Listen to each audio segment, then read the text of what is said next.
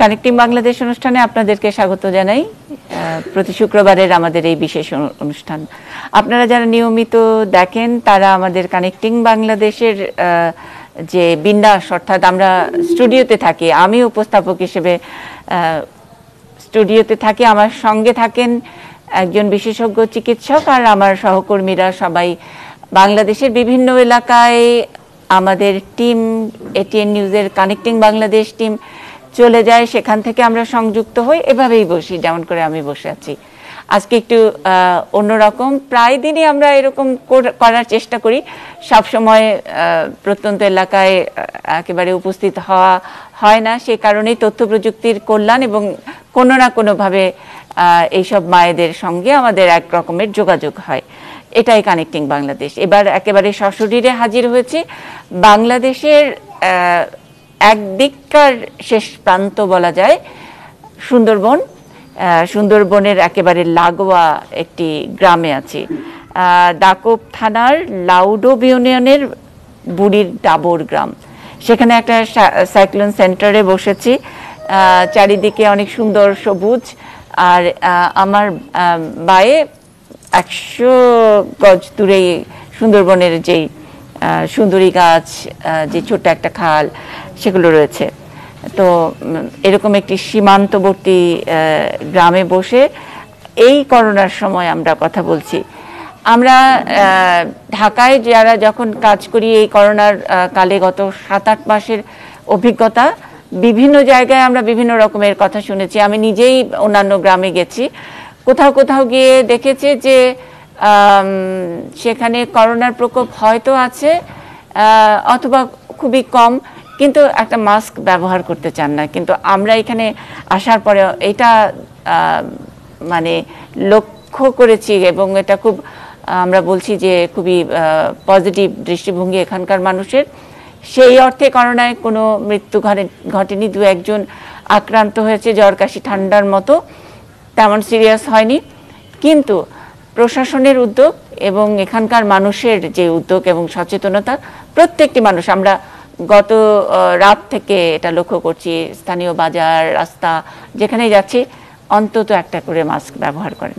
আমরা এই অনুষ্ঠানটিও এখানে আয়োজন করেছি, মায়েরা এসেছেন, সবাই কিন্তু কর্মজীবী, তারা মাঠে কাজ করেন, মাছের কাজ করেন, এখানে ঘের আছে আপনারা জানেন, ওনার রাস্তার কাজ করেন, উন্নয়নের অনেক কাজ আছে।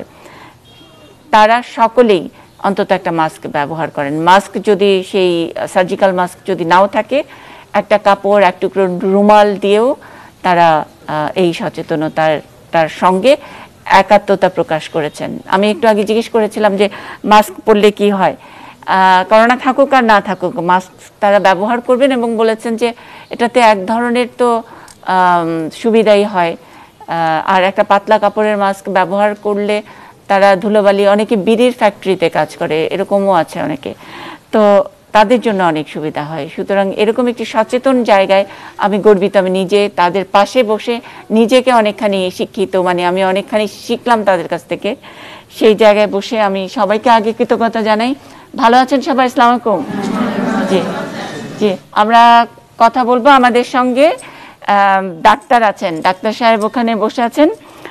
আমাদের সঙ্গে আছেন ডক্টর ফাইজুর রহমান ফাহিম, কানেক্টিং বাংলাদেশের একজন কি বলবো যে প্রিয় মানুষ, ইদানিং নতুন তিনি আমাদের এই টিমের সঙ্গে যুক্ত হয়েছে, এটা আমরা গর্বের সাথে বলতে পারি। এই করোনাকালে আমরা তাকে বারবারই পেয়েছি, মেডিসিন বিশেষজ্ঞ, ঢাকা মেডিকেল কলেজ হাসপাতালের সহকারী অধ্যাপক।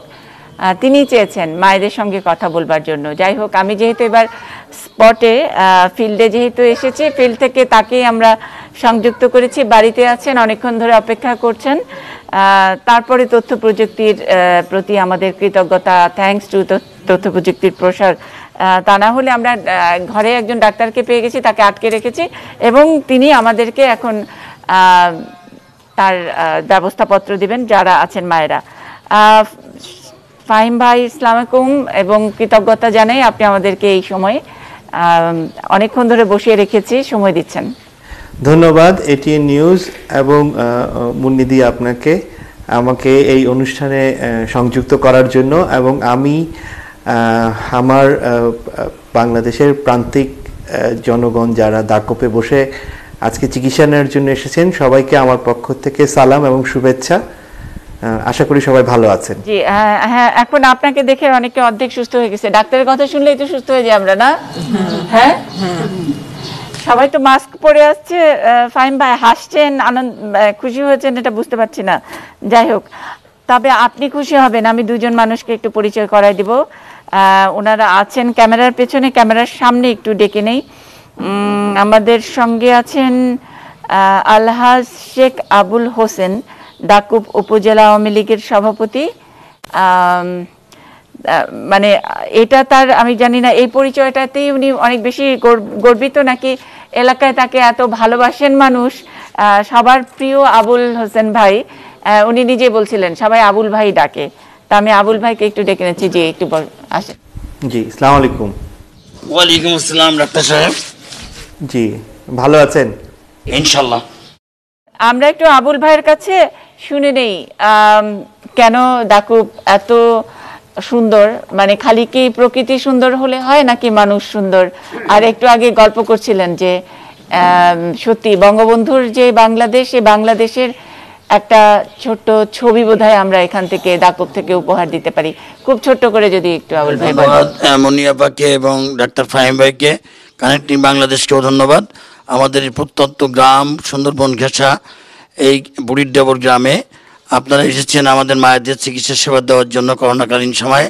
আমার দাকুববাসীর পক্ষ থেকে কৃতজ্ঞতা জানাচ্ছি। সেই সঙ্গে মানবতাবাদী মা জননেত্রী শেখ হাসিনা, যিনি এই তথ্য প্রযুক্তির যুগে আপনাদের সঙ্গে আমাদের কথা বলার এবং চিকিৎসা সেবা দেওয়ার সুযোগ করে দিয়েছেন। আমরা দাকুবের মানুষ অসাম্প্রদায়িক চেতনায় বিশ্বাস করি। যে জায়গাটা আমরা বসে আছি এখানে অধিকাংশই সংখ্যালঘু মানুষের বসবাস। আমরা সেই স্বাধীনতার পরবর্তী এবং পূর্বের থেকেই আমরা হিন্দু মুসলমান এখানে মিলেমিশে কৃষিকাজে অভ্যস্ত। আমি একজন কৃষক পরিবারের সন্তান। আমাদের এখানে যারা আছে সকলেই আমরা কৃষিকাজে অভ্যস্ত। আমরা নিজেরা খেতে কাজ করি, পুকুরে মাছের চাষ করি। আমাদের অনেক বন্ধুরা এই সুন্দরবনকে ঘিরে জীবিকা অর্জন করে, মৎস্যজীবী তারা মধু আহরণ করে। সব মিলে আমরা অনেক সুন্দর আছি, ভালো আছি। এই সময় আপনাদেরকে পেয়ে আমরা আরও আপ্লুত এবং করোনাকালীন সময়, করোনা যুদ্ধে আল্লাহ রাব্বুল আলামিনের অশেষ কৃপায় দেশের অন্যান্য স্থানের তুলনায় আমরা অনেক সুরক্ষিত। তারপর আমাদের মায়েরা যতটুকু স্বাস্থ্য ঝুঁকিতে আছে, আমি বিশ্বাস করি ডাক্তার ফাহিম ভাইয়ের বদৌলতে, আমার দিদির বদৌলতে আমরা সেই চিকিৎসা সেবা পাবো। সকলকে ধন্যবাদ। এক লাইনে প্রশ্ন, এই করোনাকালে কিন্তু মধুর অনেক চাহিদা বেড়েছে। আপনারা কেমন ব্যবসা করলেন অথবা সার্ভিস দিলেন? গোটা বাংলাদেশের মানুষ লেবু আর মধু খায়, এখন মধুর দাম কি বেড়ে গেছে? আমরা মধু একেবারে স্বাভাবিক মূল্যেই আমাদের যে এখানকার যারা মধু আহরণ করে, মৌয়াল তাদেরকে বলে, তারা সাধারণ আগের মতোই বিক্রি করছে। আমরা কোন রকম বিক্রি বেড়ে গেছে তো না? বিক্রি বেড়ে গেছে, জি, আমাদের বিক্রি বেড়ে গেছে। আমরা শুধুমাত্র একটা জানিয়ে রাখি আপনাদের কানেক্টিং বাংলাদেশের মাধ্যমে, আমরা যে মাছ উৎপাদন করি এখানে চিংড়ি, এটা আন্তর্জাতিক বাজারের দাম কমে যাওয়াতে আমরা যারা কৃষক উৎপাদন করছি তারা একটু কষ্টে আছি। ধন্যবাদ। এটা তো সব জায়গারই একটু কষ্ট, আমরা জানি যে গোটা বিশ্ব একটা জায়গায় থমকে গেছে, কিন্তু তারপরেও আমরা বিশ্বে বাংলাদেশ, আমরা যেই স্লোগানটা বুকে ধারণ করেছি অন্তত এই করোনার ক্রান্তিকালে, যেটা মাননীয় প্রধানমন্ত্রী এই করোনা নিয়ে সচেতনতার কথা বলতে গিয়ে তিনি একবার বলেছিলেন যে এরকম একটা ছোট্ট ভাইরাসের কাছ থেকে আমরা হেরে যাব? অবশ্যই না, হার মানবে না বাংলাদেশ। মনে হয় প্রত্যেকের বুকের মধ্যে এই স্লোগানটি লেখা হয়ে গেছে এই করোনার সময়। কোনো কিছুতেই মাছের দাম পড়ে গেছে বা মধুর দাম একটু কম, অথবা অনেকেই হয়তো হঠাৎ করে একটু জীবন জীবিকা থমকে গেছে, কিন্তু কেউ হার মানেনি, হার মানবে না। আমরা আরেকজন হার না মানা মানুষকে একটু পরিচয় করিয়ে দিতে চাই। এটা আমার কানেক্টিং বাংলাদেশ অনুষ্ঠানের ঠিক নিয়মিত বিষয় নয়, কিন্তু আমি আসলে লোভ সামলাতে পারছি না যে ফাহিম ভাই আপনাকে দেখাচ্ছি, বাংলাদেশের অন্য বিভিন্ন জায়গায় যারা কানেক্টিং বাংলাদেশ দেখছেন এরকম মানুষদেরকে আমরা বোধহয় একটু বারবার করে একটু দেখাতেই চাই। সরজিৎ কুমার রায়, চেয়ারম্যান, লাউডুপ ইউনিয়ন। আমি সরজিৎ দার গল্প শুনতে শুনতে কালকে মানে রাতেই ওনার পুরো ইউনিয়নের একটু একটু দেখলাম, এত কর্ম পাগল মানুষ, কাজ পাগল মানুষ আসলে যে কাজটা যে করতে চান সেই কাজ করার সুযোগটা পাওয়াটাও একটা ভাগ্যের কথা। সরজিৎ কুমার রায় নিজেকে সৌভাগ্যবান মনে করেন যে তিনি এখানে জন্মেছেন এবং এখানে তিনি মানুষের সেবা দেবার চেষ্টা করেছেন। পরপর ক বছর হলো আপনার এই চেয়ারম্যান? চতুর্থবার। কত বছর ধরে কাজ করছেন? 21 বছর। 21 বছরে আপনি আমি জানি আপনি নিজের কথা নিজে বলেন না, কিন্তু আমি হয়তো বললে ঠিকঠাক করে বলা হবে না। আপনি একটু বলবেন কি ছিল, কি হলো এবং আর কি করবেন? এখানে আপনাকে ধন্যবাদ। বিশেষত আমাকে মুন্নি দিদি আমাদের বাংলাদেশের একেবারে অবহেলিত জনপদ সুন্দরবনের পাদদেশে এখানে আপনি এসেছেন। এখানে আমাদের অনেক সমস্যা, আমাদের শিক্ষা, স্বাস্থ্য, আমাদের যোগাযোগ, আমাদের পানীয় জলের বিভিন্ন নানাবিধ সংকটের মধ্যেও আমাদের জাতির জনকের যে স্বপ্ন, জাতির জনকের আদর্শ নিয়ে তারই সুযোগ্য কন্যা বঙ্গবন্ধু কন্যা শেখ হাসিনা, যিনি বাংলাদেশের প্রধানমন্ত্রী, তিনি কিন্তু কাজ করছেন। এর ভিতর দিয়ে আমাদের সেই কাজের সুফল আমরা পেয়ে যাচ্ছি। তো এখানে আমাদের শিক্ষাক্ষেত্রে যে আমাদের সমস্যা ছিল সেটা অনেকটা সমাধান হলেও যোগাযোগ ক্ষেত্রে কিন্তু আপনি যারা লক্ষ্য করছেন যোগাযোগ ক্ষেত্রে রাস্তাঘাট অনেক পিছিয়ে আছে। এবং আমরা পিছনে যে মায়েরা বসে আছেন, এই মায়েদের চিকিৎসা সেবা সরকার কিন্তু চেষ্টা করছে, কিন্তু যোগাযোগ ব্যবস্থা এত অনুন্নত আমাদের এলাকায়। আমাদের এই 5টা ইউনিয়ন এখানে পাশাপাশি আমাদের দাকব, কৈলাসগঞ্জ, বাজুয়াল, আউডোপ, বানিশান্ত, এই 5 ইউনিয়নের যোগাযোগের আমরা বিচ্ছিন্ন একটা দ্বীপ। এই দ্বীপে কিন্তু আমাদের চিকিৎসা সেবা ঠিকমতো পাওয়া যায় না। এমন কোনো সময় হয় যে আমাদের রুগী খুলনায় নিতে যেয়ে কিন্তু ওই নদীতে পথে আমাদের রুগী মারা যায়। সেক্ষেত্রে আমাদের দীর্ঘদিনের একটা স্বপ্ন আমরা দেখছি, আমাদের মাননীয় হুইপ বাবু পঞ্চরণ বিশ্বাস, আমাদের মাননীয় সংরক্ষিত এমপি অ্যাডভোকেট গ্লোরিয়া ঝর্ণা সরকার ইতিমধ্যেই জনগণের পক্ষে এই 5 ইউনিয়নের একটা হাসপাতালের প্রস্তাব পার্লামেন্টে তুলেছেন। আমি মনে করি যে আমাদের এই স্বাস্থ্যসেবা নিশ্চিত করতে হলে আমাদের এখানে একটা হাসপাতাল প্রয়োজন। এখানে লোকাল থেকে আমাদের জনগণ অত্যন্ত আগ্রহী। তারা কিন্তু মানে যে হাসপাতাল করার জন্য যে প্রয়োজনীয় জমি, সেই 2 একর বা 2.5 একর জমি কিন্তু নিঃশর্তভাবে দান করার জন্য মানসিকভাবে প্রস্তুত আছে আমাদের এলাকার জনগণ এই 5 ইউনিয়নের মধ্যে। তো এইটা আপনার মাধ্যমে আমরা চাই যেখানে একটা হাসপাতাল। যে অনেক ধন্যবাদ এবং আমরা কৃতজ্ঞতা জানাই এবং এরকম সরজিৎ কুমার রায়দের মতো মানুষ আছেন বলে কোথাও কোথাও কোনো জায়গা মানুষ মিলেই তো আসলে দেশ, শুধু মানচিত্র নয়। সেখানে এই সরজিৎ বাবুরা মানে এই মানচিত্রটাকে অনেক বেশি প্রাঞ্জল করে তোলেন তাদের কর্মচাঞ্চল্যে, তাদের ভালোবাসায়। সেই ভালোবাসার একটা নাম এই এলাকার সরজিৎ কুমার রায়, এবং তিনি এই ভালোবাসা পেয়েই তার প্রতিদান দিবেন তার পরিশ্রম, এবং পরিশ্রমের পেছনে সাফল্য লেখাই থাকে নিশ্চয়ই। সেই সাফল্যর জায়গায় আমরা আছি। একটু বলে রাখছি, উনি বলছিলেন হাসপাতালের কথা। ফাহিম ভাইয়ের মতো ইয়াং ডাক্তার যারা, অনেকে নিবেদিত প্রাণ, আবার অনেকে মনে করেন যে বাচ্চা ফ্যামিলি সহ মানে তারা একদিকে থাকবে, আমরা এরকম একটা রিমোট জায়গায় হাসপাতাল হলে আসবো কিনা।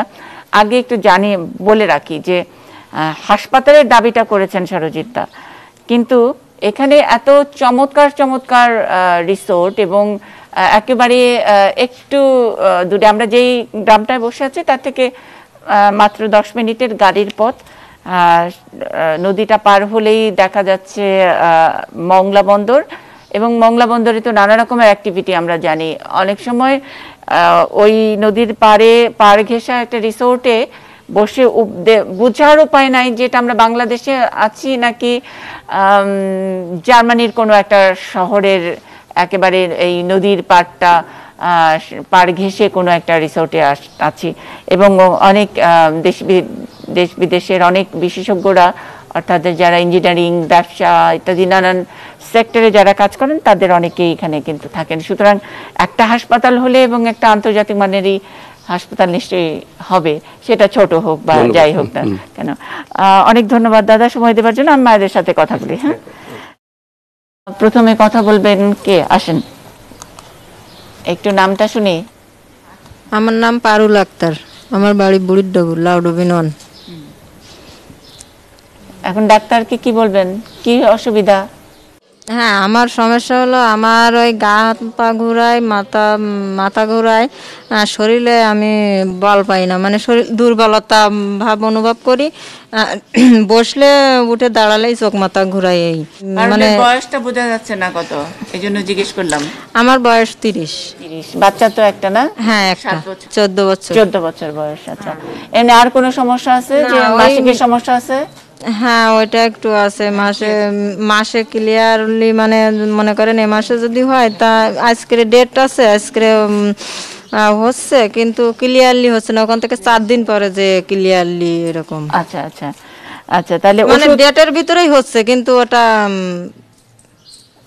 ঠিকঠাক মতো হয় না মনে হয়। সাদা স্রাবের সমস্যার জন্য। সাদা স্রাবের সমস্যা কতদিন?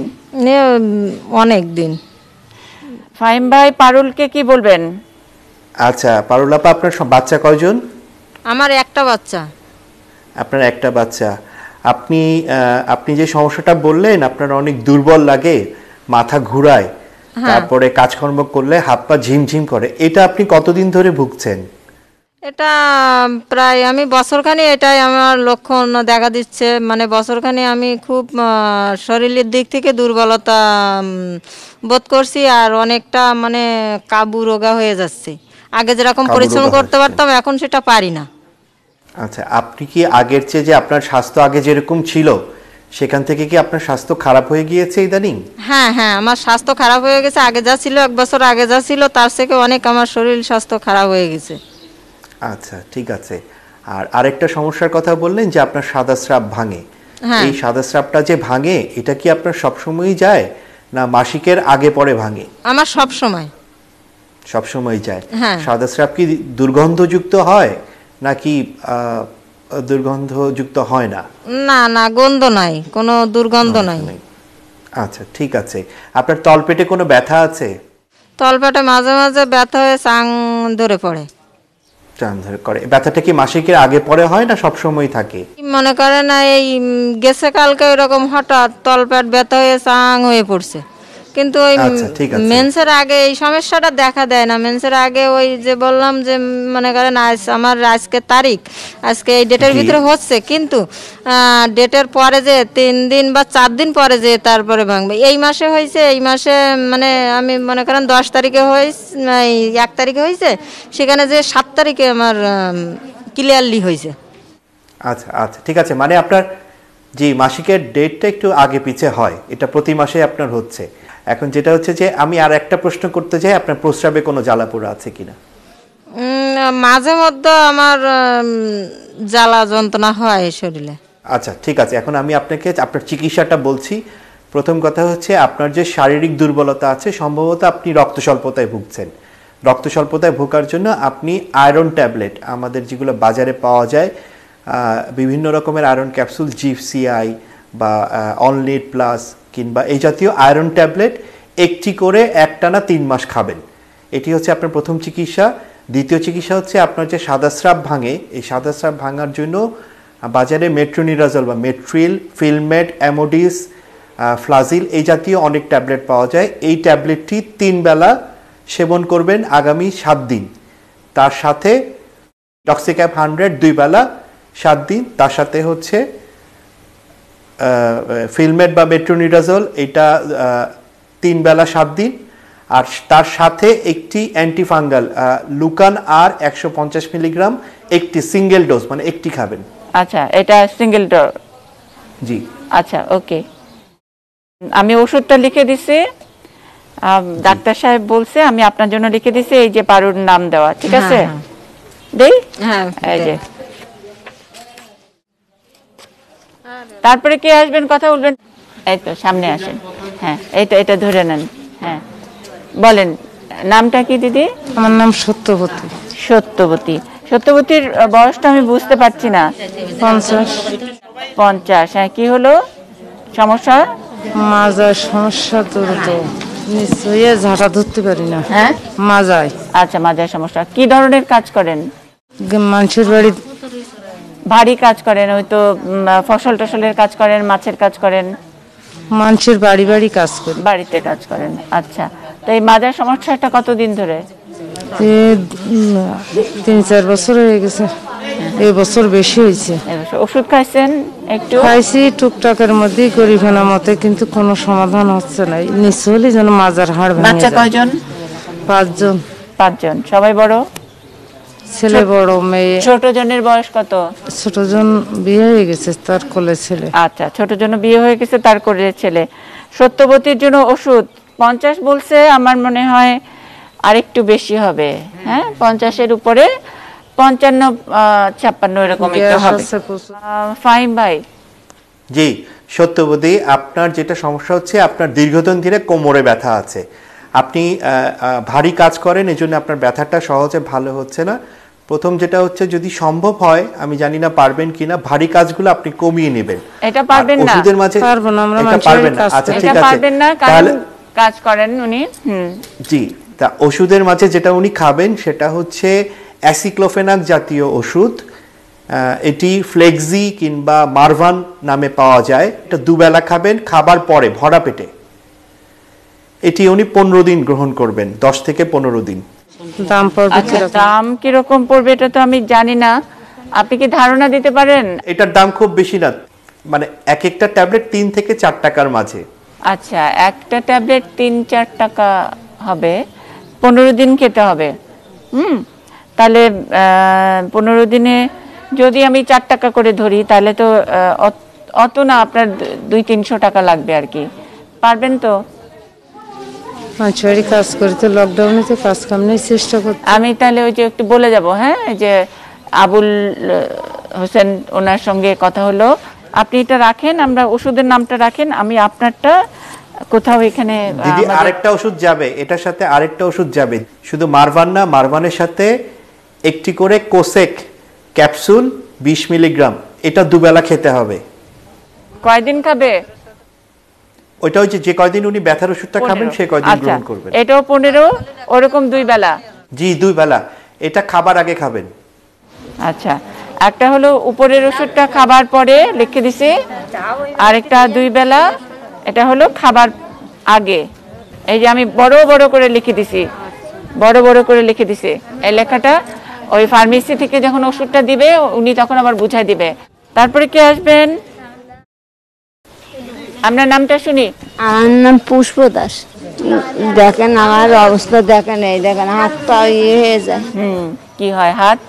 মানে আমার মাঝে মিনি স্ট্রোক করিলেন তো 1 বছর আগে। 1 বছর আগে মিনি স্ট্রোক করেছে 2 বার। ও, স্ট্রোক করছেন? হ্যাঁ, সেইখান থেকে। আচ্ছা, বয়স কত পুষ্প দাসীর? 55 বছর। আর একটু বেশি হবে। আমার রস কি এরকম হয়েছে শুনি দেখেন। আচ্ছা ঠিক আছে, 55 বছর। আর ফাহিম ভাই, পুষ্পদাসী উনি বলছেন যে ওনার একটু স্ট্রোক হয়েছিল, মৃদু, এটা উনি বলছেন। কে বলছে আপনারে? আমার ডাক্তারের কাছে নিয়ে গেল তো। আচ্ছা। আর সপ্তাহ মাথায় 2-3 দিন পরে কেমন গাল মুখ টুক বেঁকে আসে। ও আচ্ছা, গাল মুখ আসে, নালও পরে, মুখ টুক শেষ হয়। একটা বাচ্চা আছে, 21 বছর একটা ছেলে আছে, আর একটা মেয়ে আছে। ওই যে এই যে আমার সাথে থাকে, আমি হাঁটতে পারি না। আচ্ছা, সেই জন্য আমি আইসি না, তাই আসতে এরকম 2 দিন 3 দিন 1 সপ্তাহ মাথায় এরকমই হয়। আচ্ছা। 21 বছর একটা ছেলে আছে, ওই মানুষের দোকানে ছেলেনির কাজ করে। আচ্ছা আচ্ছা, ঠিক আছে। আমার তো স্বামী নেই, নিজেও আমি কামাই করে খেতে পারি না, সেই অবস্থা দেখেন। এই পাশ না, আমি হাতে বল পাই না। মানে হাতে বল পাচ্ছেন না? না, এই হাত কেন পাই না, ওইরা জানে, সবাই জানে। আচ্ছা ঠিক আছে, আমরা বুঝতে পারছি। উনি যেটা বলছেন যে উনি ডান হাতে বল পান না, তাই কি? হ্যাঁ, আমার মেলা দিন তো এরকম হচ্ছে। আচ্ছা, ওনাকে যদি একটু ওষুধ দেওয়া যায়। ওনার ডান হাতে বল পাচ্ছেন না, জি, মানে ওনারা বলছেন যে গাল মুখ টুক বেঁকে আসে, মুখ গাল বেঁকে আসে, হাতে বল পাচ্ছেন না। আর আপনি তো দেখতেই পাচ্ছেন একেবারে শরীরটা কাহিল আর কি। জি জি জি জি, বুঝতে পেরেছি। এখন ওনার যেটা সম্ভবত ওনার একটি স্ট্রোক হয়েছিল, ব্রেইন স্ট্রোক আমরা যেটাকে বলি, যাতে হয়তো শরীরে কোনো একটা পাশ অবশ হয়ে গিয়েছিল বা দুর্বল হয়ে গিয়েছিল। উনি কি কোনো বর্তমানে কোনো ওষুধ খাচ্ছেন কিনা? ওষুধ খেয়েছেন? কোনো ওষুধ খাইছে ওই 2-3টা করে বড়ি, তাই ওই মাঝে মাঝে খাই। আচ্ছা আচ্ছা আচ্ছা, এটাকে খাওয়া বলা যায় না, কারণ হলো কি ওষুধ খান অনেকটা জানেন না, আর তারপরে মাঝে মধ্যে হঠাৎ মনে হলে দিদি গরিব মানুষ, স্বামী নেই, ছেলে 21 বছর বয়সে এইখানে আছে।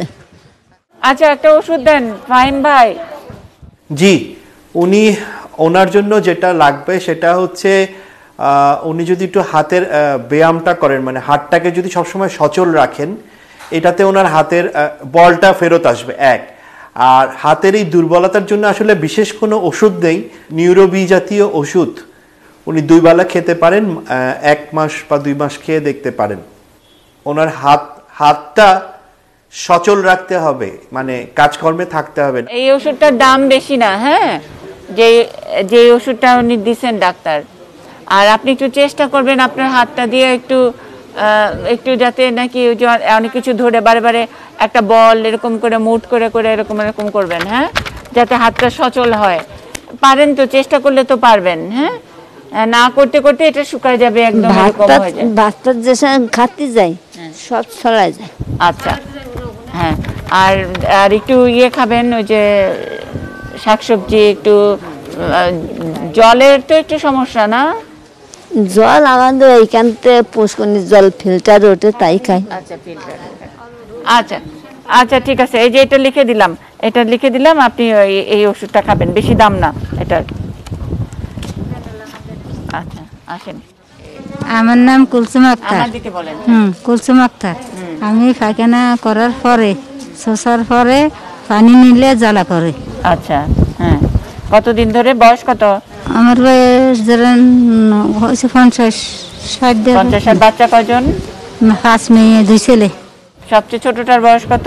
ছোটটার বয়স 7-8 বছর, 7 বছর। ছোটটার বয়স 7 বছর। মাসিক বন্ধ হয়ে গেছে? বন্ধ হয়ে গেছে। আচ্ছা, আর পায়খানা রাস্তায়? পায়খানাতে শোষার পরে পানি নিলে জ্বালা করে। আচ্ছা, পানি লাগলে জ্বালা করে। আর গোসল করার সময় তো জ্বালা করে? না, এমনি জ্বালা করে না। সেটা কতদিন ধরে? ও জানেন না, অনেক দিন, মানে আজ 1-2 বছরের দিন তার একটু, হ্যাঁ, তাই আমি এমনি জ্বালা করে, কোনো বারো না কম হয় না। ঝাল খান তো নাকি? না, ঝাল খাই না। মরিচ খান না? না, কম খাই, কাঁচা ঝাল খাই, গুঁড়ো মরিচ খাই, ও না। আচ্ছা, আর কোনো সমস্যা নেই? আর কোনো সমস্যা নেই, আল্লাহ দিলে। তেমন সমস্যা আপনার দেখলে মনে হচ্ছে না, আপনি অনেক ভালো আছেন। না, দোয়া করেন ভালো, অনেক ভালো থাকবেন। একটা ছোটখাটো করে ওষুধ দিতে হবে ফাহিম ভাই।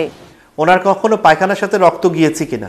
না, রক্ত যায় না। আচ্ছা, পায়খানা কষা হয় কিনা? না, নরম হলেও জ্বালা করে, শক্ত হলেও পায়খানা শোষার পরে জ্বালা করে, একরকম।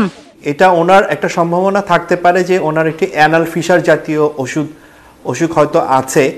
তো উনি একটি মলম আছে, অ্যানুস্ট্যাট একটা মলম আছে।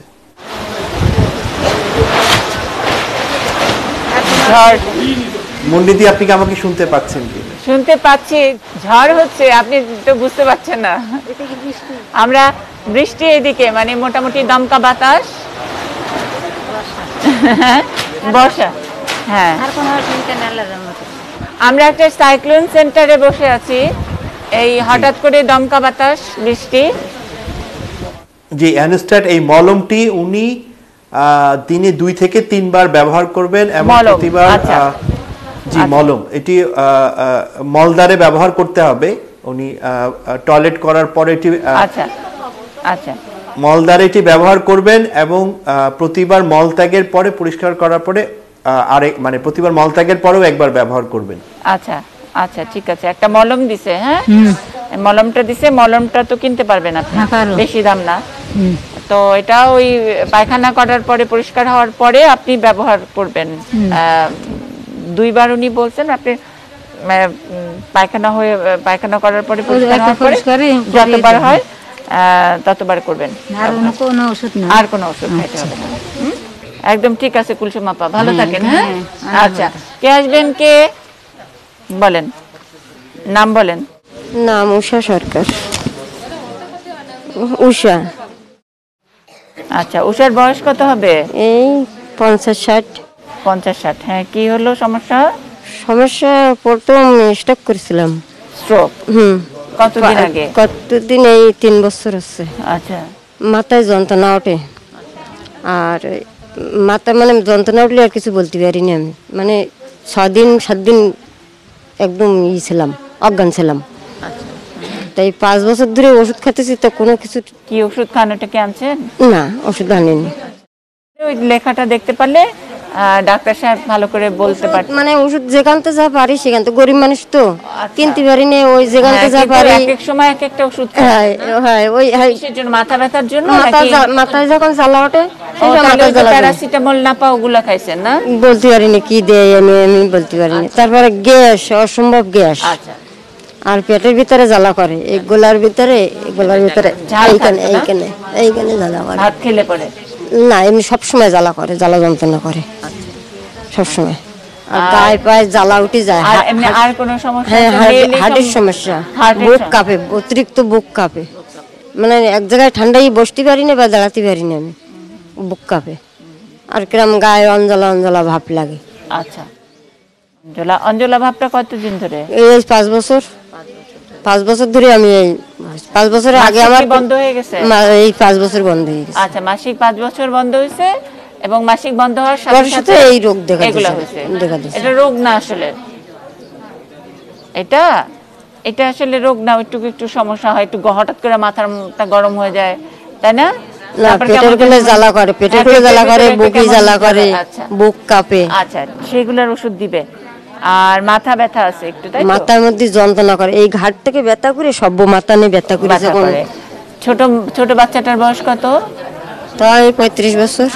আচ্ছা, ছোট বাচ্চার বয়সই 35 বছর। কয়জন বাচ্চা? 2 ছেলে। 2 ছেলে।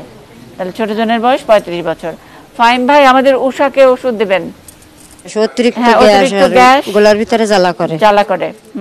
ওনার যেটা সমস্যা হচ্ছে, ওনার মাসিক বন্ধ হয়ে গেছে, এবং ওনার এটাকে আমরা বলি হচ্ছে পোস্টমেনোপজাল সিনড্রোম, বা মাসিক বন্ধ হওয়ার পরবর্তী যে ঘটনাগুলো ঘটে হরমোনের পরিবর্তনের জন্য। তা এখন এটাতে ওনার চিকিৎসাটা যেটা হবে, উনি খুব পুষ্টিকর সুষম খাবার গ্রহণ করবেন, ব্যক্তিগত পরিষ্কার পরিচ্ছন্নতা বজায় রাখবেন। আর ওষুধের মাঝে উনি যেটা গ্রহণ করবেন সেটাই হচ্ছে ট্যাবলেট অ্যামিলিন। এটি 25 মিলিগ্রামের ট্যাবলেট। এটি উনি প্রথমে আধাটা করে খাবেন হচ্ছে 15 দিন, অর্ধেক করে 15 দিন রাতে। তারপরে রাতে খাবেন 15 দিন। এরপরে উনি একটা করে খাবেন হচ্ছে 2 থেকে 3 মাস। একদম সব ঠিক হয়ে যাবেন। আচ্ছা, আরেকটা ওষুধ লাগবে ওনার, ক্যাপসুল কোসেক। এটা 20 মিলিগ্রামের ক্যাপসুল। এটা উনি 2 বেলা খাবেন, খাবার আগে 1 মাস। 2 বেলা খাবেন? জি, 2 বেলা খাবেন খাবার আগে। দুইটা ওষুধের একটা ওষুধও খুব বেশি দামি ওষুধ না, কিন্তু ওনার একটু ব্লাড প্রেশারটা, মানে রক্তচাপটা মাপতে হবে। ব্লাড প্রেশারটা দেখতে হবে, সেটা তো ব্লাড প্রেশারটা মাপতে হবে।